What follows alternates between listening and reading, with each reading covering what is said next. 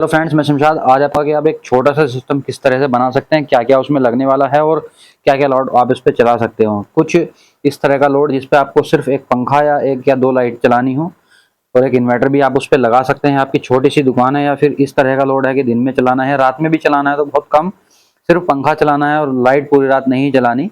तो इस छोटे से सिस्टम के बारे में आज मैं आपके साथ में डिस्कस करूंगा। कंप्लीट में कितने का पड़ेगा, क्या क्या आपको लेना है और कैसे इसे इंस्टॉल कर सकते हैं। तो इस सिस्टम में सबसे पहले तो हम स्मार्टन की बैटरी हमने ली है 40 AH की। आप किसी भी कंपनी की ले सकते हैं, किसी भी रेटिंग की ले सकते हैं।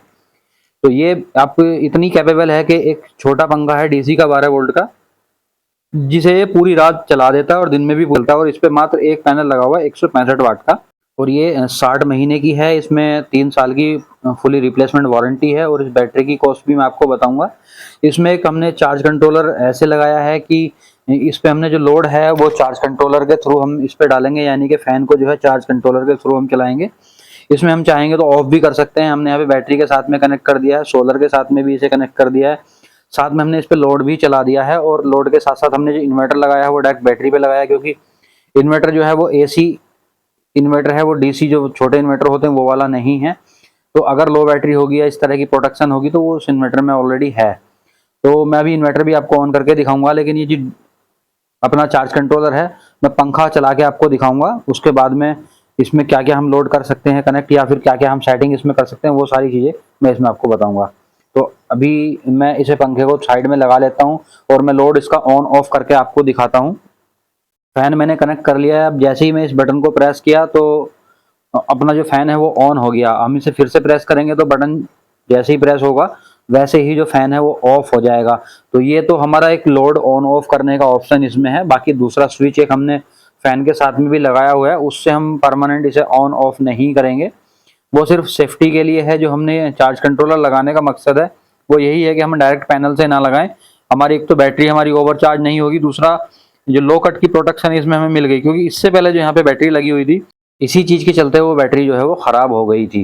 तो इस चार्ज कंट्रोलर की थोड़ी सी हम इसमें डिटेल में जानेंगे कि इसमें हम क्या क्या सेटिंग कर सकते हैं। तो इस चार्ज कंट्रोलर के कुछ बेनिफिट भी हैं, जैसा कि हम इससे डायरेक्ट अपना मोबाइल जो है वो चार्ज कर सकते हैं। USB इसमें दिया हुआ है। तो जो ये लेफ्ट साइड वाला बटन है हम इसे कुछ टाइम के लिए प्रेस अगर करके रखेंगे, यहाँ पे बैटरी की वोल्टेज दिखा देगा। ये अपना मैक्सिमम चार्जिंग जो वोल्टेज है वो होता है। इसे भी हम कैलिब्रेट करना चाहें तो कर सकते हैं। ये हमारे बैटरी के करंटली वोल्टेज हैं। ये हमारा लो कट है 10.7 वोल्ट। यहाँ पे बैटरी भी एम्पिटी दिखा रही है, मतलब इतना हमारा। ये हमारा टाइमर है। इसमें टाइमर भी है कि हम अगर 1 घंटा 2 घंटे से लेकर 24 घंटे तक हम अगर बैटरी को चलाना है, मतलब लोड को चलाना है, तो उतने घंटे में लोड जो है अपने आप बंद हो जाएगा। यानी कि अगर हम 8 घंटे लोड भी चलाना है, फैन अपना 8 घंटे चलाना है, तो इसके टाइमर में टाइम सेट कर दो तो अपना जो फैन है वो 8 घंटे के बाद में ऑटोमेटिकली ऑफ हो जाएगा। और अगर हम फिर से इसे चलाएंगे तो हमारा फिर से टाइम जो है वो स्टार्ट हो जाएगा। तो ये हम इसे मिनिमम करके देखेंगे कितना ये जाता है। तो ये हमारा मिनिमम 13 वोल्ट तक जाता है और मैक्सिमम मैंने किया है तो यहाँ पे 15 वोल्ट तक जाता है। यानी कि जिस बैटरी की चार्जिंग वोल्टेज 13 से 15 के बीच है, हम उस बैटरी को इस पे लगा सकते हैं।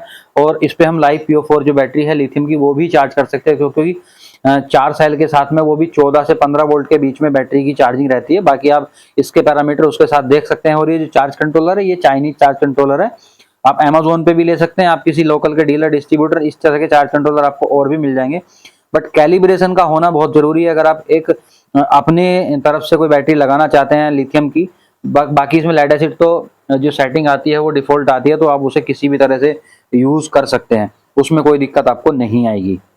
अब बात कर लेते हैं इसकी लो कट की। तो लो कट इसका आपको 10.7 पे जो डिफॉल्ट है वो मिलेगा, लेकिन मिनिमम इसका मैं आपको चेक करके बताता हूँ। मिनिमम इसका जाएगा 9.5 तक इस मिनिमम जाएगा। और मैक्सिमम इसका 11 वोल्ट पे जो है वो लो कट आप कर सकते हो। तो जिस बैटरी का लो कट 11 वोल्ट से लेके 9.5 वोल्ट के बीच है उस बैटरी को आप इस पे लगा सकते हो। तो आप किसी भी बैटरी को इस पे लगा रहे हो, चाहे आप लिथियम बैटरी को लगा रहे हो, चाहे आप जो लिथियम फॉस्फेट बैटरी है उसे लगा रहे हो, तो अगर इसके पैरामीटर उसके साथ में मैच करते हैं तो आप इजिली उस बैटरी को इस चार्ज कंट्रोलर के साथ में कनेक्ट कर सकते हैं और इसे चार्ज कर सकते हैं। तो चार्ज कंट्रोलर, किसी भी चार्ज कंट्रोलर में कैलिब्रेशन का ये बेनिफिट हमें मिल जाता है कि हम अपने लोड के अकॉर्डिंग अपने जो पैरामीटर्स हैं वो सेट कर सकते हैं। अब इसकी मैं मोटा मोटी कॉस्ट आपको बता देता हूं। तो ये चार्ज कंट्रोलर अप्रोक्सीमेट आपको 500 रुपये का Amazon पे मिल जाएगा। और ये बैटरी आपको तकरीबन 6,000 रुपए की मिलेगी। वो मार्केट के ऊपर डिपेंड करता है कि आप कहाँ से ले रहे हैं और कितने रुपए की आपको पड़ रही है। आपको 6 से कम की पड़ सकती है, ज़्यादा की भी पड़ सकती है। आप ज़्यादा एज की लेंगे तो हो सकता है आपको महंगी पड़े। और 165 वाट का एक पैनल यहाँ पे लगा हुआ है, तो वो पैनल भी आपको 4-4,500 रुपए का मिल जाएगा। तो बाकी आप अपने हिसाब से डिजाइन करेंगे, मतलब 10,000 के अंडर में आपका पूरा सिस्टम तैयार हो जाएगा मेरे हिसाब से। और इन्वर्टर आपको अलग से लगाना पड़ा, क्योंकि इन्वर्टर की कॉस्ट यहाँ पे ऐड नहीं की, पुराना इन्वर्टर यहाँ पे यूज कर लिया। बाकी इसके बारे में कोई आपका क्वेश्चन है, कंफ्यूजन है, तो कमेंट करके पूछ सकते हैं। वीडियो अगर अच्छी लगी तो वीडियो को लाइक और शेयर जरूर करें। और अभी तक भी आपने हमारा चैनल सब्सक्राइब नहीं किया तो प्लीज चैनल को सब्सक्राइब करके बेल आइकन जरूर प्रेस करें। आपने वीडियो को अंत तक देखा उसके लिए आपका दिल से धन्यवाद।